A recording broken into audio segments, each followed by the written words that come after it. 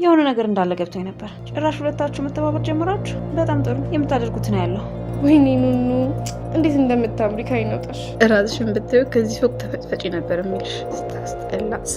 ሰላም የእንግዳ ድራማ ተከታታዮች፣ ዛሬ መኩን ለማሳከት እንዲሁም አዶናይ ላይ ምን አይነት እርምጃ ለመውሰድ እንዳሰበች ሄለን በስልክ ስታወራ ሰምታ መሲ አዶናይ ተከትሏት እንዳይሄድ እየነገረችው እያለ ሄለን ተደብቃ እያዳመጠች ቤሉል በድንገት አስደንግጧታል። መሲ ይቅርታ ብታደርግላትም ኤልሹ ደግሞ በአንድ በኩል ተንኮሏን አልተወችም፣ ልትተውም አልቻለችም። ኑኑን ለማሳገት ለጓደኛዋ ብር ሰታ ሰው እንዲስቅባት የኑንያትን ፊት በሜካፕ በማበላሸት እንደ ዛሬ አላማረብሽ በጣም ታምራለች ስትናት ኑኑን በመስታወት ፊት ማየት ፈልጋለሁ ስትል ኤልሹ ተንኮሏ እንዳይጋለጥ እኔ ያለው አይደል ከኔ በላይ መስታወት ምን ያስፈልግሻል? እንደ ዛሬ አንቦብሽ አታውቂም እያለች ፊቷን ደጋግማ በሜካፕ እያበላሸች በውስጧ በወዷ እየሳቀችባት የራሷን ቆጭቋ ጫማ ሰጠቻትና ኑንያት አድርጋው በማታቀው ጫማ ላይ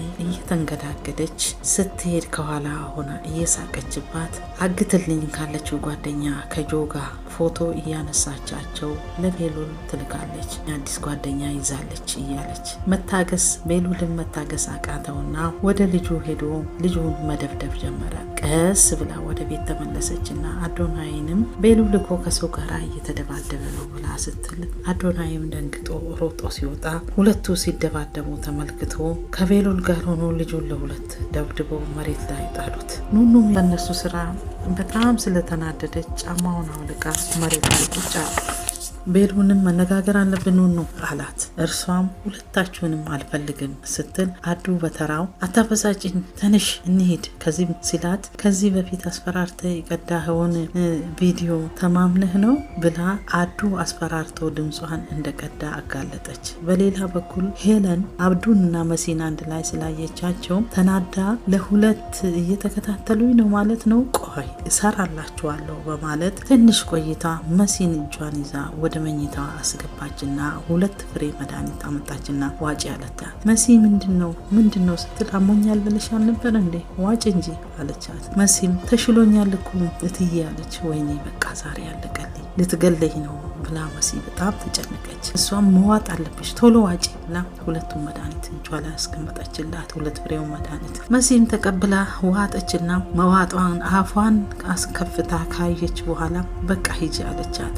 መሲም እየሮጠች ቶሎ ብላ መታጠቢያ ቤት ገባችና ያችን የዋጠችውን መድኃኒት ቶሎ ብላ አወጣች፣ አስመልሳ አወጣችና መድኃኒቱን ካወጣች በኋላ ህይወቷ ተረፈ። ቤተሰቦች የዛሬው ክፍል 44 እንግዳ እንዲህ አለፈ። በእውነት መኩንና አዶኒን ታሳግት ይሆን? ኑኑስ ወደ ቤሉ ትመለሳለች ብላችሁ ታስባላችሁ? በቀጣዩ እንግዲህ የምናየው ይሆናል። ውድ ቤተሰቦች አስተያየታችሁን እጠብቃለሁ።